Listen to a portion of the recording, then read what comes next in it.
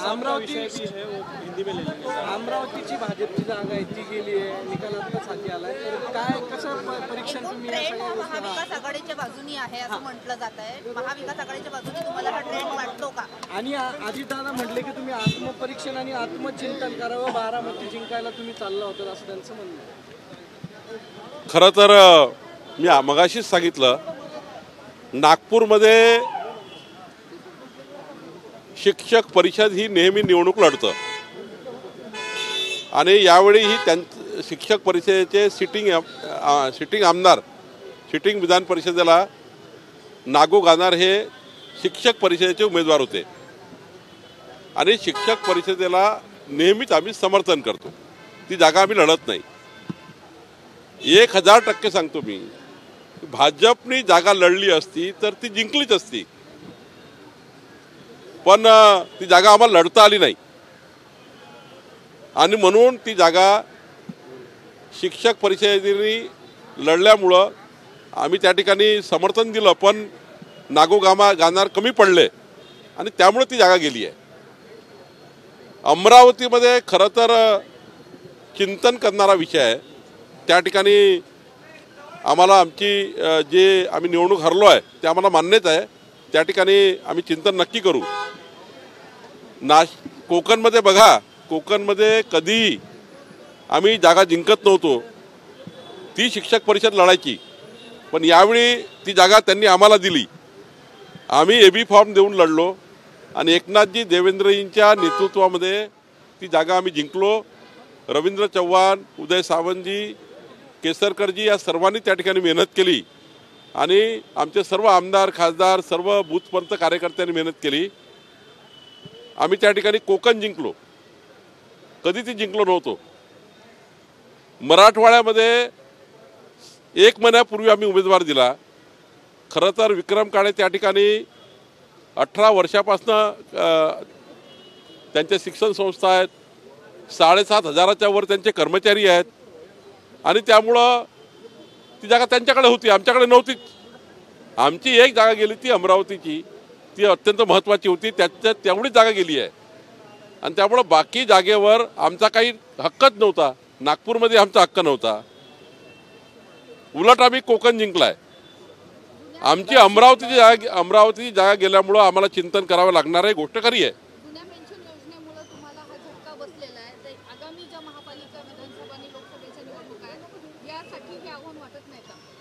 नाही, यामध्ये मला वाटतं एक भाग हाही असेल जुन्या पेन्शन योजनेचा, पण जुनी पेन्शन योजनेचा जर भाग असेल तर मग ठाणे कोकणमध्ये भारतीय जनता पक्षाचा अधिकृत शिवसेना युतीचा, बाळासाहेबांची शिवसेना युतीचा उमेदवार जिंकला।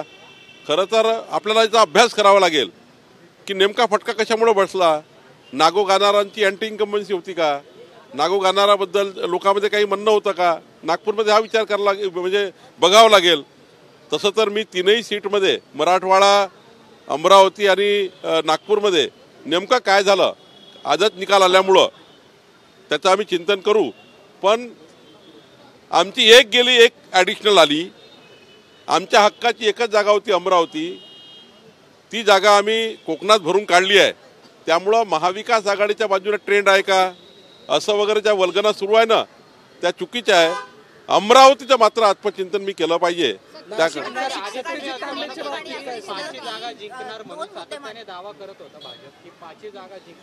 कधीच म्हटलं नाही भाजपनी, भाजपाने हे म्हटलं की 5ही जागा जिंकण्याचा आम्ही प्रयत्न करतोय, आम्ही जिंकणार असा दावा केला नाही। मी स्वतः 4दा प्रेस घेतली आहे, जेव्हा मला प्रेसने विचारलं आमचा आम्ही प्रयत्न केला, आम्ही औरंगाबादमध्ये, संभाजीनगरमध्ये मोठ्या प्रमाणावर त्या ठिकाणी प्रयत्न केला, आम्ही मागच्या वेळीपेक्षा जास्त मतं घेतले आहेत, आम्ही त्या ठिकाणी कोकण जिंकलो आहे।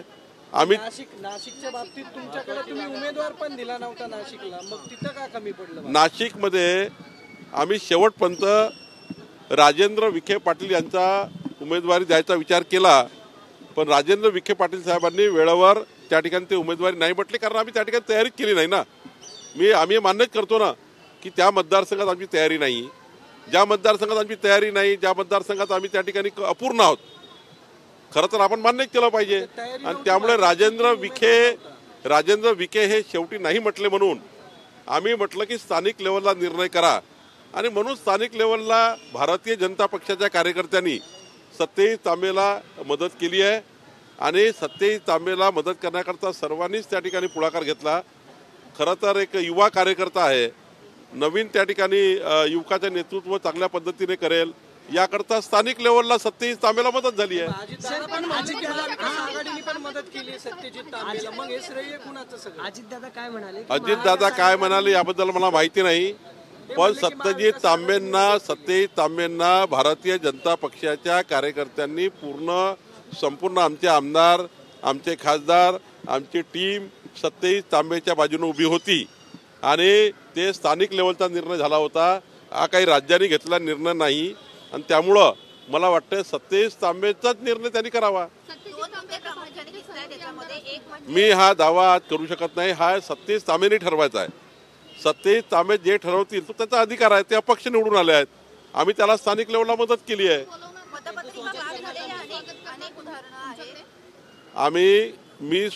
आत्ताही सत्यजित तांबेला काही आम्ही ऑफर दिली नाही, त्यांना आमच्याकडे या म्हटलं नाही, पण त्यांनी जर उद्या विचार केला की त्यांना आमच्याकडे यायचं असेल तर आमचे दरवाजे सर्वांकरता उघडे आहे। मग खरी मदत कोणी केली? महाविकास आघाडी पण म्हणते मदत केली। महाविकास आघाडी जर मदत केली असती तर महाविकास आघाडीने उमेदवार कसा दिला असता?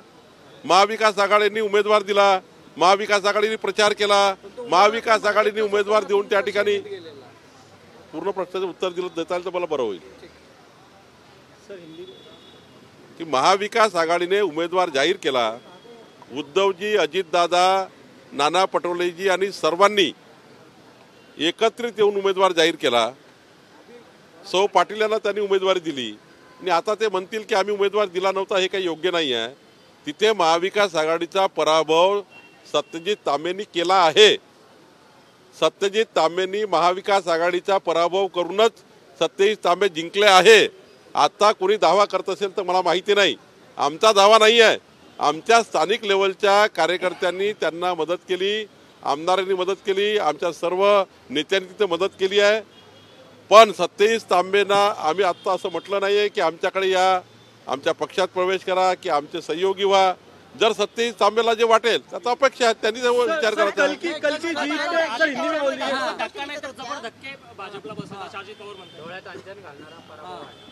मी सांगितलं ना की नागपूरमध्ये आमची सीटच नव्हती, ती शिक्षक परिषदेची होती, त्यामुळे काही प्रश्न येत नाही। अमरावतीमध्ये आमचा पराभव मान्य केला, त्याचं आत्मचिंतन करू। कोकणामध्ये आम्ही जिंकलो, आमची एक सीट, एक गेली एक आली। संभाजीनगरला त्यांची सीट होती, मग कुठे जिंकलाय महाविकास आघाडी? महाविकास आघाडी फक्त एकाच ठिकाणी जिंकली, रणजित पाटील, पण आम्ही जिंकलो कोकण, एक होती एक आणली। त्यामुळं भाजपच्या वगैरे किंवा सरकारचा पराभव झाला वगैरे हे काही बोलणं बरोबर नाही आहे। अहो बघा ना, 7,751 ग्रामपंचायती निवडणुका झाल्या, माझा दावा आहे 3,003 ग्रामपंचायतची लिस्ट मी जाहीर केली प्रेसमध्ये। 3,003 ग्रामपंचायती भाजपाच्या निवडून आल्या, 894 ग्रामपंचायती एकनाथ शिंदेच्या निवडून आल्या। खरं तर त्या निवडणुकीच्या या निवडणुकीचा काही संबंध नाही आहे, या निवडणुकीचा त्या निवडणुकीचा संबंध नाही आहे। आणि त्यामुळे अजित पवार साहेब म्हणत असतील की या निवडणुकीमुळे ते हुरळून गेले आहेत, तर पुढे बघू, खूप निवडणूक आहेत।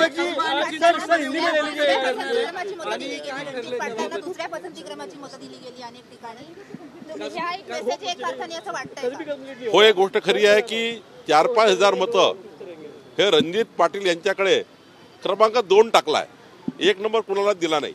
2 क्रमांक टाकल्यामुळे ते इन्व्हॅलिड झाले आहेत आणि ते जर मतं एक नंबर टाकला असता आणि मतपत्रिकेवर दुसरं मत नाही आहे, 2 नंबरचं मत आहे फक्त, ते जर रणजित पाटील यांना 1 नंबरचं मत मिळालं असतं तर रणजित पाटील जिंकले असते। पण मतदार ते आता मतदार शोधावे लागतील किंवा ते कोण मतदार आहे बघावे लागतील की ज्यांनी रणजित पाटलाला मत दिलं पण 2 नंबर टाकला, मतपत्रिकेवर 1 नंबर नाही आहे, ते 6,000 मतं जर जुळले असते 1 नंबरचे तर रणजित पाटील आले असते। खरं तर कुठलं तरी चिंतन करावं लागेल की 2 नंबर का टाकला, 1 नंबर का नाही टाकला रणजित पाटीलला? मग रणजित पाटीलला 2 नंबर टाकतात ते मतं कुणाचे आहेत? ते आमचे मतं आहेत। मग 2 नंबर का टाकला, त्याला 1 नंबर का नाही टाकला, हे चिंतन करावं लागणार आहे। कसबा आणि चिंचवडच्या बाबतीत काय ठरलेलं आहे? आणि उमेदवार कधी जाहीर होणार? कसबा चिंचवडमध्ये दोन्ही ठिकाणी केंद्रीय पार्लमेंटरी बोर्डाला प्रस्ताव गेला आहे. कालच रात्री मी प्रस्ताव पाठवलेला आहे. आमच्या राज्य पार्लमेंटरी बोर्डाने प्रस्तावाला मान्यता दिली आहे. प्रस्ताव गेला आहे. आता केंद्रीय पार्लमेंटरी बोर्ड त्याला तात्काळ मंजुरी देईल असं वाटतं आहे. आज संध्याकाळपर्यंत किंवा उद्या दुपारपर्यंत केंद्रीय पार्लमेंटरी बोर्ड यादी जाहीर करेल आणि मग 6 तारखेला आम्ही फॉर्म भरणार आहोत. बिनविरोधसाठी तुम्ही बोलणी केली होती, काय झालं होतं? राज्य स्तरावर झाले नाही का? नाही, आम्ही त्यांना मागेही विनंती केली आहे. आताही आपल्या माध्यमातून विनंती करतो आहे.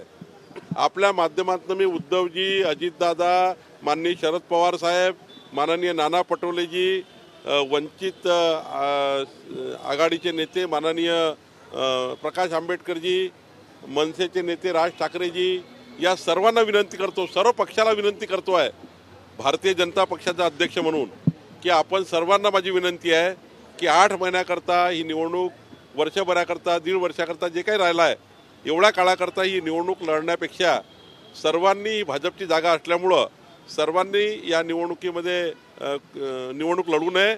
या निवडणुकीमध्ये आम्हाला ती अनौपच करावी आणि या निवडणुकीमध्ये थोड्या काळाकरता ही निवडणूक होऊ नये असं आम्हाला वाटतं आहे.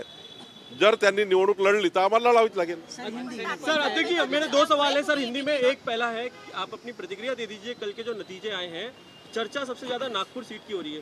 देखिए, नागपुर हमारी सीट नहीं थी, थोड़ा सा संभ्रम हो रहा है. नागपुर में शिक्षक परिषद चुनाव लड़ती है, उनका ही सिटिंग एमएलसी था. सिटिंग एमएलसी विधान परिषद के गानार जी थे और जब सिटिंग विधान परिषद की सीट उनकी है, उन्होंने वो सीट लड़ाई. शिक्षक परिषद एक संगठन है, उनको हम समर्थन देते हैं. मैं दावे के साथ कहता हूँ अजीत दादा और सभी नेताओं को, अगर भारतीय जनता पार्टी वो चुनाव लड़ती जिस प्रकार से महाविकास आघाड़ी लड़ी है, तो दावे के साथ कहता हूँ कि 1000% भारतीय जनता पार्टी चुनाव जीतती, दावे के साथ, नागपुर की सीट. और अमरावती में हमारा जो कम वोटों से वहाँ पे हम नहीं जीत पाए, वो चिंतन का विषय है, क्योंकि वहाँ 6000 वोटर्स ने हमारे उम्मीदवार को 1 नंबर नहीं दिया, 2 नंबर दिया है, बाकी किसी को नहीं दिया है. वो भारतीय जनता पार्टी के मानने वाले वोट है, तो उन्होंने क्यों 2 नंबर दिया है, इसका चिंतन हमें करना पड़ेगा. वो हमने पराभव मान्य किया है, लेकिन उसके बदले हमने 1 सीट जीती है. हमारी 1 हारी है, 1 जीती है कोकण सीट. माननीय एकनाथ शिंदे, देवेंद्र फडणवीस जी के दोनों के नेतृत्व में हमने 1 सीट जीती है. जो 1 गई 1 आई है. हमारा कोई नुकसान नहीं हुआ है, लेकिन हम जीतना चाहते थे अमरावती भी, हम जीतना चाहते थे नागपुर भी, हम जीतना चाहते थे मराठवाड़ा भी. हमने प्रयास भी किया है, लेकिन हर चुनाव आप जीतेंगे ऐसा कैसा होगा. इसलिए कोई बोलता है कि हमने जीत लिया है, उनकी सीटें थी, उनकी सीट थी ना, मराठवाड़ा उनके पास ही थी, नासिक उनके पास ही थी, कोकण भी वहाँ उनके महाविकास आघाड़ी के समर्थन में शेकाप थी, तो महाविकास आघाड़ी की फिर कोकण हार गई. नासिक में उनका उम्मीदवार, उनकी इतनी हालत खराब हुई कि नासिक में उनका एबी फॉर्म कोई लेने को तैयार नहीं है. तो ये चुनाव में कोई जीता है कोई हारा है, इसका मतलब ऐसा नहीं है कि महाविकास आघाड़ी को सारी सीट मिली है. चुनाव नतीजे से हटकर एक सवाल है मेरा, चुनाव नतीजे से हटकर एक सवाल है. समाजवादी पार्टी के नेता हैं ST हसन, उनका कहना है कि जितने भी हिंदूज हैं वो बाहर से आए हुए हैं. ये बयान उनका कल दत्तात्रेय होसाबले जी ने जो बयान दिया था कि भारत में रहने वाले सभी जो लोग हैं वो हिंदू हैं, उनके DNA हिंदू के हैं, बाकी वो प्रेयर अलग अलग करते हो. उनके इस बयान को कैसे देखते हैं आप? भारत में रहने वाला हर व्यक्ति, चाहे कोई भी धर्म का हो, कोई भी समाज का हो, वो हिंदुस्तानी है, वो हिंदू है. ये हमारे लिए अभिप्रेत है, यही हिंदुत्व की व्याख्या है, इसके लिए कोई कॉम्प्रोमाइज नहीं है. हिंदुस्तान में रहने वाला हर जाति का, हर समाज का, और ये सर सभी समाज बोलते हैं, कोई एक आदमी ने बोलने से नहीं होता. मुस्लिम समाज भी यही कहता है, क्रिश्चियन समाज भी यही कहता है, सारे लोग कहते हैं हिंदुस्तान में हम रहते हैं, हम हिंदू हैं. इसलिए हिंदुस्तान में रहने वाले हर आदमी हिंदुत्व की बात करेंगे. नाना पटोले म्हणतात की घरं फोडण्याचा प्रयत्न केला, खरंच घरं फोडली गेलीत का? काहीच संबंध नाही हो. आम्ही कशाला घरं फोडू कोणाचे, पण आम्ही काही संन्यासी नाही आहोत, आम्ही काही भगवे कपडे घातले नाही आहे. आम्ही राजकारणात काम करणाऱ्या एका सक्रिय पक्षाचे, जगातल्या सर्वात मोठ्या पक्षाचे आम्ही कार्यकर्ते आहोत. आणि कोणी आमच्या पक्षात येत असेल तर आम्ही त्यांना पक्षात घेण्याचं आमचं काम आहे. त्यांचे घरं मातीचे आहे, त्याला आम्ही काही करू शकत नाही. त्यांनी आपले घरं सिमेंट कॉन्क्रीटचे करावे. आमच्या पक्षामध्ये आजही कार्यकर्ते आले काँग्रेसचे. मागचे राहुल गांधीजी जेव्हा भारत जोडो करत होते, आधीच भारत जोडलेला आहे. हे कुठले भारत जोडो करत होते मला माहिती नाही. भारत जोडण्याचं काम तर माननीय मोदीजी आणि माननीय अमितभाईंनी केलं आहे. भारत जोडण्याचं काम अमितभाई मोदीजींनी केलं. 370 कलम हटवलं. काश्मीर ते कन्याकुमारी एक केला. तुम्ही कुठलं भारत जोडो करायला निघाले आहे? भारत जोडोमध्ये तुमचे भारत जोडे चालू असताना 1,500 काँग्रेसच्या कार्यकर्त्यांनी प्रवेश केला. भारत जोडो चालू असताना माननीय राहुल गांधीजी महाराष्ट्रात होते तेव्हा काँग्रेस पार्टीचे 1,500 कार्यकर्ते भाजपमध्ये आलेत. त्यामुळं राहुल गांधी महाराष्ट्रात असताना 1,500च्या वर काँग्रेसचे कार्यकर्ते भाजपमध्ये आले. यादी मी द्यायला तयार आहे आपल्याला. पक्षातले माजी खासदार असं म्हणतायत की जे आलेले आहेत त्यांना परत जाण्याच्या मार्गावर काही झालेली आहे, त्यांना आता नाराज आहेत भाजपमध्ये. कोणी भाजपमध्ये नाराज नाही आहे. आणि आता तर विसरून जा, 2024 मध्ये संपूर्ण बहुमताने पुन्हा एकदा माननीय विश्वगौरव युगपुरुष नरेंद्र मोदींच्या नेतृत्वामध्ये देशामध्ये एक मोठी घोडदौड होणार आहे. महाराष्ट्रात एकनाथजी शिंदे, देवेंद्र फडणवीस, संताजी धनाईसारखे निघाले आहे आणि प्रचंड घोडदौड करताय. त्यामुळं आता यांनी विसरून जावं. एखाद्या विजयानी एखाद्या पराभवानी या पद्धतीनं विश्लेषण करता येत नाही. आणि त्यामुळं पुढं महाराष्ट्र आणि देशामध्ये डबल इंजिनचं सरकार राहणार आहे. काही काळजी करू नका.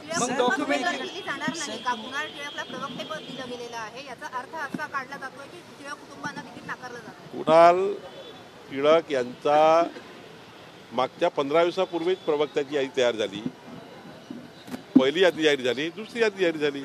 कुणाल हा विदेशातनं चांगल्या पद्धतीने LLM करून एक चांगला ओरिएटर आहे. त्याला आम्ही त्या ठिकाणी जे भारतीय जनता पक्षाचं विदेशी जे आमचं युनिट आहे, डेलिगेट्स आहे, त्याच्यामध्ये त्याला घेतला आहे. कुणालनी स्वतः त्या ठिकाणी विदेशी भारतीय जनता पक्षाचं जे डेलिगेट जाणार आहे त्याच्यामध्ये त्याचा समावेश करण्यात आला आहे. त्यामुळं कुणाल टिळकला प्रवक्ता केलं म्हणून त्याला त्याचा तिकीट मिळणार नाही आहे किंवा हा काही कपोलकल्पित बाबी आहे. मला वाटतं आपल्याला संध्याकाळपर्यंत किंवा उद्यापर्यंत कळेल. पार्लमेंटरी बोर्ड निर्णय घेईल. तुम्ही म्हणताय की अखंड देश आहे काय, मग बीबीसीच्या त्या डॉक्युमेंटरीवरती बंदी का घालण्यात आली आहे भाजपकडून? त्याचा काहीच संबंध नाही आहे. कन्याकुमारी ते काश्मीरपर्यंत भारत एक करण्याचं काम मोदीजी, देवेंद्रजी, माननीय मोदीजी आणि अमितभाईंनी केलं. 370 कलम कोण हटवलं? 370 कलम कोणी लावलं? देशामध्ये 2 भाग कोणी केले? खरं तर भारत तोडो तुम्ही केला होता. भारत जोडो मोदीजी आणि अमितभाईंनी केला आहे. त्यामुळं भारत जोडो यात्रा वगैरे आहे ना, हा फार्स आहे. नाही, मग डॉक्युमेंटरीवर बंदी काय? डॉक्युमेंटरीमध्ये काही आक्षेपार्ह असेल, नाही काही आक्षेपार्ह असेल ना. बंदी का घातली? आता त्याच्यामध्ये काही गोष्टी असतील म्हणून त्या ठिकाणी ज्या लेवलला ते बंदी झाली आहे त्या लेवलला सांगू शकतील ना. इम्पोर्टेंट इशू है महाराष्ट्र का भी. असम में पिछले एक हफ्ते में 1800 से ज्यादा लोगों को गिरफ्तार किया गया है. वहाँ के मुख्यमंत्री का ये बयान है. और आने वाले दिनों में भी जो चाइल्ड मैरिज जिन्होंने की है उन पुरुषों को अरेस्ट किया जाएगा. महाराष्ट्र में भी चाइल्ड मैरिज का कहीं ना कहीं इशू है. देखिए, ये तो कानून में जब लिखा है चाइल्ड मैरिज नहीं होना है, होगा. मेजर क्रैकडाउन शुरू हुआ है तो उसके ऊपर कार्रवाई होनी चाहिए, कड़ी कार्रवाई होनी चाहिए. और कड़ी कार्रवाई सभी सरकार ने करनी चाहिए. सर, 2024 मध्ये तुम्ही म्हणाल की बहुमत येईल, पण आता प्रकाश जावडेकर यांनी जाहीर सभेतच सांगितलं, प्रकाश आंबेडकर यांनी जाहीर सभेत असं सांगितलं की आम्हीच मोदी आणि अमित शहाना 24 मध्ये जेलमध्ये टाकू. नाही, त्यांच्या पक्षाची भूमिका त्यांनी मांडली आहे. प्रकाश आंबेडकरचा पक्ष त्यांनी मांडला आहे, आमचा पक्ष आम्ही मांडला आहे. जनतेला निर्णय करायचा आहे. आम्हाला जनतेवर विश्वास आहे की मागच्या 9 वर्षामध्ये गरीब कल्याणाच्या योजना आम्ही केल्या आहे, मध्यमवर्गीयाच्या कल्याणाकरता काम केलं आहे. माननीय मोदींच्या नेतृत्वामध्ये आज G20 सारखं या ठिकाणी परिषद होते आहे. 9 वर्षामध्ये माननीय मोदीजींच्या नेतृत्वात जे 130 कोटी भारतीयांचा कल्याणाचं काम आम्ही केलं आहे, आमच्या सरकारने केलं आहे. आज बघा, संपूर्ण जगामध्ये कोरोनाचं संक्रमण आहे, पण 103 कोटी भारतीयांना 220 कोटी लसी देऊन या भारत देशाला वाचवण्याचं काम माननीय पंतप्रधानांनी केलं आहे. त्यामुळं आम्हाला विश्वास जनतेवर आहे, मतदारावर विश्वास आहे. त्यांनी त्यांच्या पक्षाचं काम करायचं आहे, आम्ही आपल्या पक्षाचं काम करायचं आहे. पण आम्हाला विश्वास आहे की 2024 मध्ये मागच्या वेळेपेक्षा चांगलं यश आम्हाला मिळेल. अजितदादा म्हणले की भाजपमध्ये जी प्रभाग रचना होती ती भाजपनी बदलली म्हणून दोन्ही ठिकाणी भाजप महानगरपालिकेत सत्तेत आलं, असं काही झालं होतं का? अशी डायरेक्ट आता टीका करतात आणि या पुढच्या काळातही असा प्रयत्न केला जाऊ शकतो. मी अजितदादा काय बोलते त्यांच्या प्रत्येक प्रश्नाचं उत्तर मी दिलं पाहिजे. जनतेचं उत्तर येईल ना, जेव्हा निवडणुका होतील तेव्हा जनता उत्तर देईल की महानगरपालिकेत काय होणार आहे. नाही प्रभाग रचना प्रभाग रचना यावेळेला मी सोयीची बदलून घेण्यासाठी आम्ही तसा प्रयत्न केला, पण महापालिका निवडणुका झाल्या नाही. पण नंतर म्हणताना असं म्हटलं की हे मी चेष्टेत बोललो होतो. कसं आहे की त्यांनी जे चूक केली होती की 2021चं सेन्ससची वाट न बघता सरकारने आपल्याच मताने लोकसंख्या वाढ दाखवून सीट्स वाढवून घेतल्या. माननीय एकनाथ शिंदे देवेंद्र फडणवीस सरकार आल्यावर त्या सरकारने 2011च्या सेन्सस प्रमाणे कारवाई केली पाहिजे, कारण नियम आहे, कायदा आहे की नवीन सेन्सस आल्याशिवाय तुम्हाला लोकसंख्या वाढ दाखवता येत नाही. जुन्या सेन्सस प्रमाणे वागावं लागतं कुठल्याही सरकारला. त्यामुळे जुन्या सेन्सस प्रमाणे प्रभाग रचना करण्यात आली आहे. सुप्रीम कोर्टमध्ये केस आहे, सुप्रीम कोर्टाचा निकाल आल्यावर कळेल की खरं कोणाचं खोटं कोणाचं, आणि त्यामुळे सुप्रीम कोर्टाची वाट बघावी.